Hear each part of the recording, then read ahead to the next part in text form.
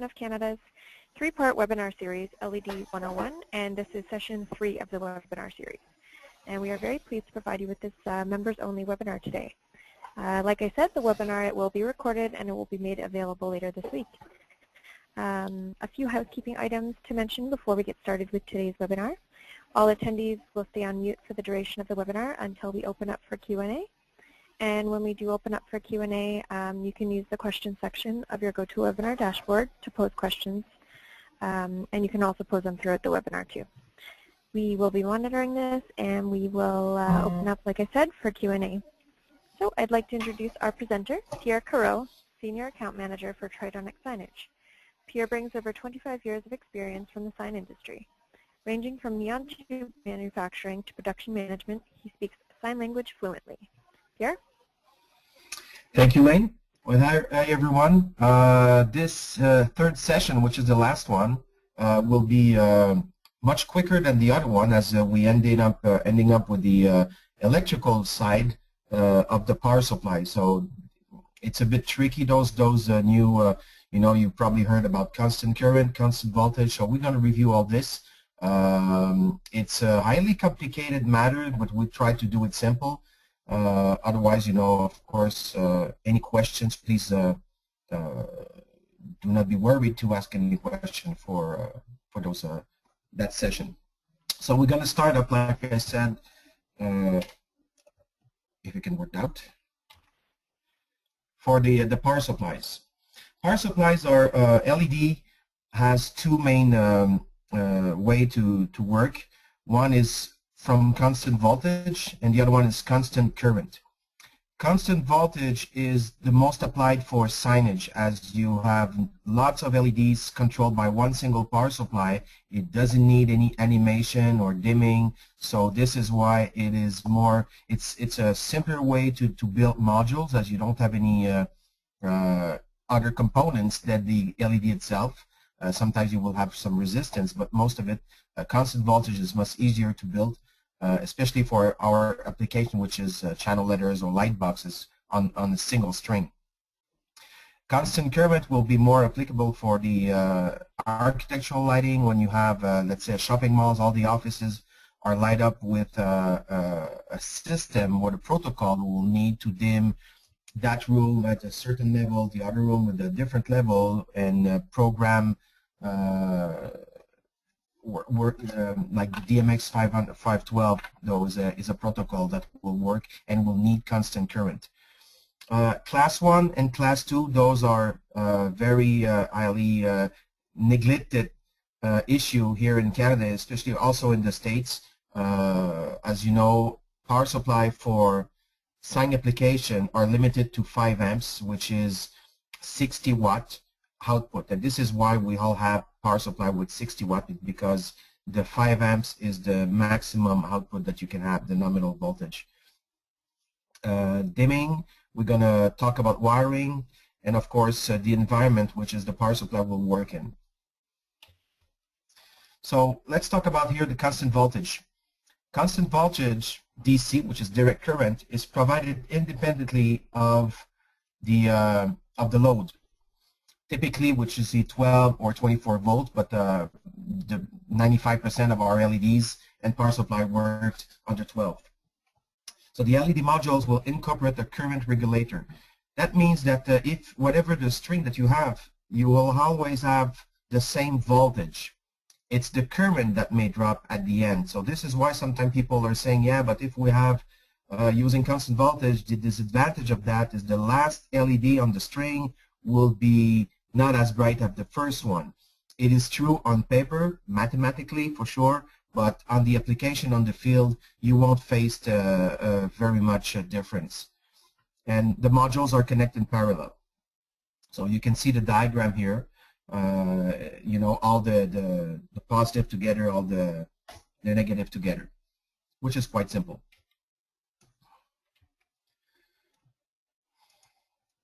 I got a problem with my button. Okay, here we go. Constant current. So constant current will be the opposite of the constant voltage. It's the current which is constant. So you always have, typically it's a 250 milliamps that will run across the LEDs. So you all have the same current. The only difference will be the voltage, so you can play with that. The LED are directly connected to the source, and the LED are connected in series, which is the opposite of the constant voltage in parallel. Class 1 versus Class 2. Class 1 has no voltage, no power, no current limitation. That means that you need additional testing by certifiers such as UL or CSA or ETL, whatsoever, that will be needed for your light fixtures, because you're extending the voltage of 5 amps from the Class 2. So I would say T12 lamps, something like that, all the ballast are not Class 2. For the Class 2 power supply, which is what we found here in North America, would be a 60 volt, 12 volt DC, 60 watt, I mean there's a mistake here, 5 amps, and it can go up to 100 watt. But this is a tricky part. This is the engineer who made that statement, but in fact, in North America, when you're using a Class 2 power supply for LEDs, it's a 60 watt driver with a 5 amps nominal when it worked under 120. Okay, so that simplified the listing of the sign fixtures, as you only have one power supply, one sort. Of course, you can have lower than 5 amps, such as a 35 watt or 15 or 20 whatsoever, but you cannot exceed 60 watt. And this is something very important in North America. When you have somebody who will offer you a 100 watt driver, you don't have the right to use it. As long as you have two output of 60 watt, you can do that. Let's say that you have some power supply. Sloan, by instance, have a 240 watt power supply, but they're divided in 4 output, which is legal because you're not exceeding 5 amps per output. But if you have sometimes coming from the offshore people offering you a 100 watt driver, you cannot use it. Dimming. There's a few ways of dimming for power supplies, and the most common one for LED will be the PWM, which is pulse width modulation. So that means there's kind of a, you're going to play with the on and off fluctuation of the line. So when it's off for, let's say, a tenth of a second, and it will be on ninth of the second, so you will have a dimming of 10% and so on. Okay, so this will be the most popular. You have the current regulation, which is the one that you find at Home Depot, for instance, and this is not possible to use in constant voltage. It will work for a certain time, but you're going to greatly affect the LEDs and the driver. So this one here, that driver, that dimmer that you can find very, under $10, don't use this to dim LEDs. Some manufacturer will ask you to use a special dimmable power supply if you're needing a dimmer. Other manufacturer won't need that because they still have the component inside the driver to suit the dimming. Protocols, we have different protocols, but this is not too important. I'm going to lose you in confusion.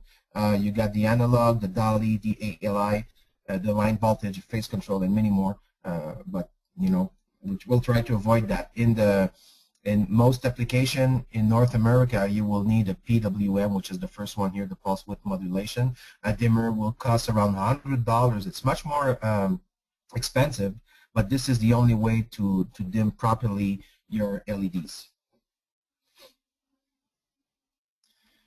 The load and the wiring, this is a very important issue, as I was mentioning for the input constant voltage. You see on the top here the way of wiring. People will say that the last LED, because each module will take some voltage plus the wire as a resistor, you will lose power to the end. I would say quality LED manufacturer won't have that issue, so this is, you won't see it with your eyes. It won't affect at all the visual aspect of the LED. So if it's quality, I say, if you use cheap stuff, of course the last one maybe you can see it with your eyes. To avoid that, and even with good product, it's always better off to use a bus line connection and split them in multiple string. So accordingly, you will have the equal voltage everywhere. And of course, never overload the power supply. If a manufacturer tells you that you cannot exceed 50 modules on a 60 watt, and hey, well, you know, you build a ladder and you have 54 modules, so you will try to squeeze in those extra 4 modules. As a result, the power supply won't be sufficient in a few. It's going to take a few months.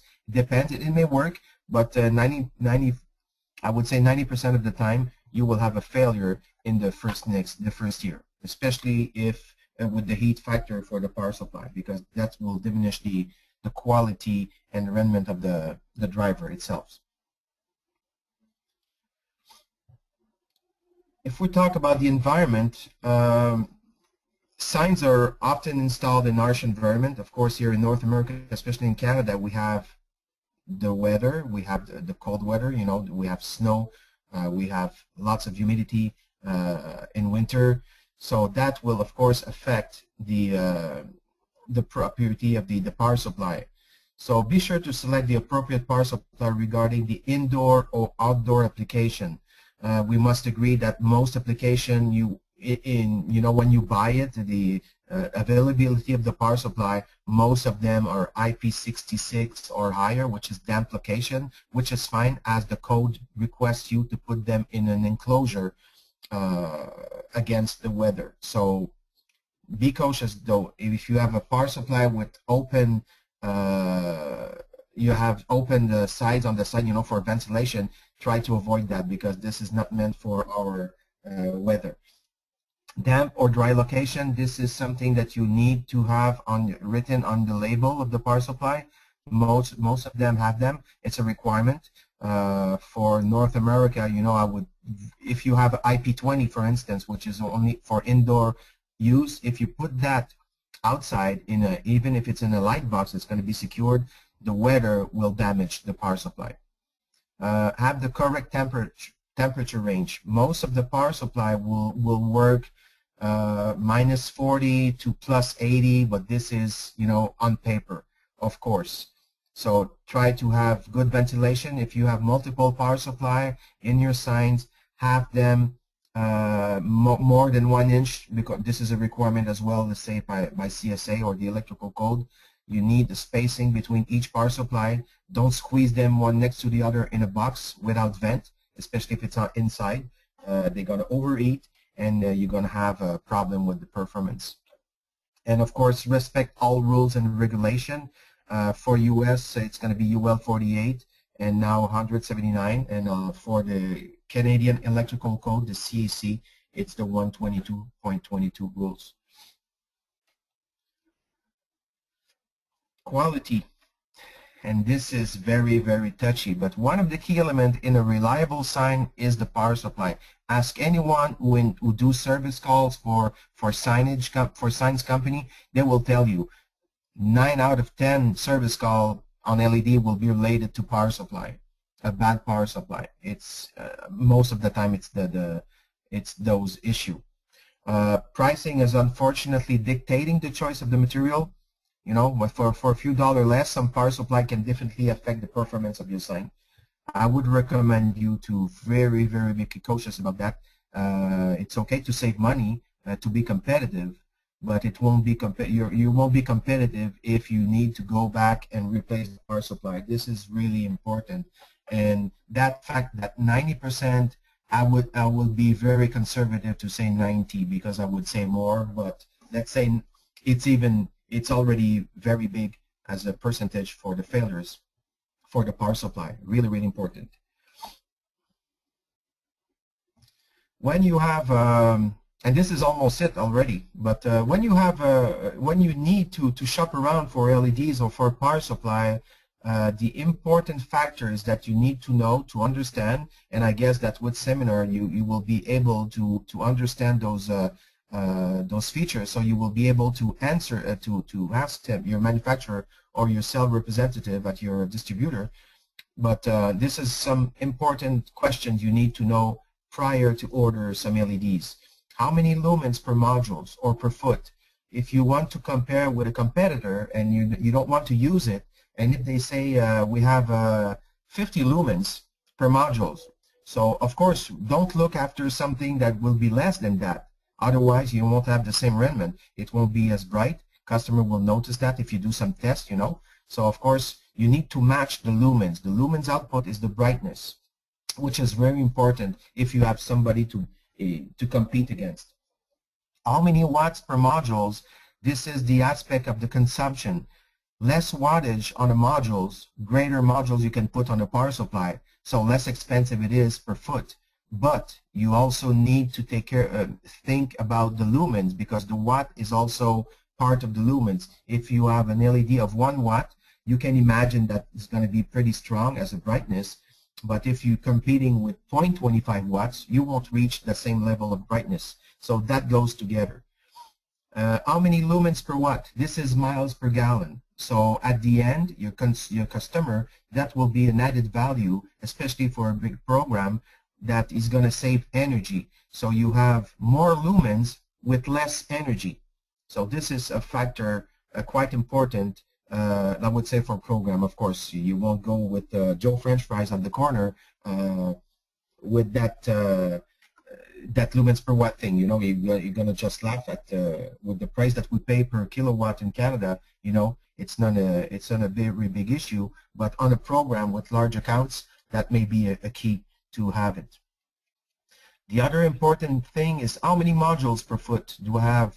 Do I need to match 2 modules, 2.5, which is 8 inches center to center, 3 modules per foot? If you have a very, very small letters, sometimes you have manufacturer that will provide you very small LED modules that can have maybe 8 modules per foot, but you need to match these and understand how many modules per foot it is. The spacing between the modules is also a factor. If you have 6 inches between each, at least you can work this out in a letter, especially in a junction. Let's say your letter B in the middle, you need to attach it, so you need to turn around. So sometimes you only have 4 inches of wire, which is not enough. You still need to cut them and extend it, which is time consuming. So the important question you can ask is, can I extend, can I order with greater wiring between each module? That can sometimes help you out. The beam angle, the degrees, we in the second portion of the seminar, the degrees will determine also the brightness on the face. So greater is the beam, say if it's 150 degree compared to 120, you will have the same lumens, but it's going to be more concentrate at 120. So this is important also.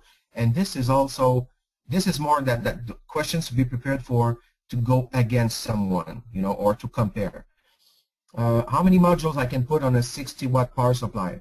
So that will be the same of the second question, how many watts per module? So that will tell you how many modules I can put on a 60 watt. If I can have 100 modules at 2 per foot, I have 50 linear foot of LEDs.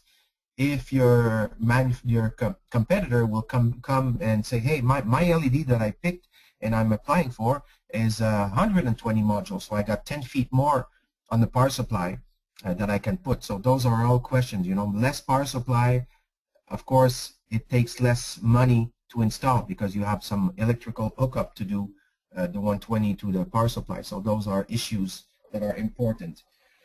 How many linear feet can I get on a 60 watt? So then again, if you have 3 modules per foot and they say 100 feet, 100 modules total, that ends up at 33 feet. Instead of 2 modules per foot, you will have 50. So be aware of that. This is really important. Sometimes, you know, you have tricky data sheets sometimes that you need to read some codes to understand what they're telling you. IP rating, like I said previously, the IP rating is not a requirement in North America. It's only a comfort zone. But if you know that you can have something that it's IP68, which is the maximum, versus IP66 at the same price, go with the 68 because it's more, it will go against water. So it's always better to have something more, I would say, waterproof, you know. And the warranty is also some issue. Make sure everybody will say it's 5 years. Yeah, but after 5, what's wrong? You know, if it's 5 years, would you have a period of grace because it was standing in the distributor for a year or 6 months or whatsoever? What's the warranty? This is important. Is it, are you gonna replace labor and everything. You know, are you going to pay with labor? Sometimes discuss with your manufacturer, and sometimes you could have maybe more than you were expecting just by discussing with your manufacturer about the warranty. So this is it already. It was a short one. I just didn't want to go too much technical in the voltage and constant current thing. Of course, it's important, but it's not as much important as you need to know the lumens and so on. So if you do have any questions, please do. I will be giving that same seminar at the CONSAC in September. So please hope to meet you there. And of course, if you don't have question right now, I will be really pleased, although, to have your comment by email. If it was good or not, let me know. So this is the best way for me to improve. So thank you so much. And I will give Elaine the last word. Thanks, Pierre. Thanks for a great presentation. I just want to open up the floor for Q&A if anyone does have any questions. Again, you can type your question through the question section on your GoToWebinar dashboard. So I'll just give everyone a minute or so to do that. So again, if you have any questions, you can also email Pierre or phone him, and he'll be glad to answer those for you. So Pierre, it doesn't look like we have any questions right now. So on behalf of the Sign Association, I would like to thank you for, again, a great presentation. And other than that, we hopefully will see everyone at the CONSAC show on September 19th. Thanks, everyone. Thanks so much. Okay, thanks, everyone. bye-bye. Okay, bye.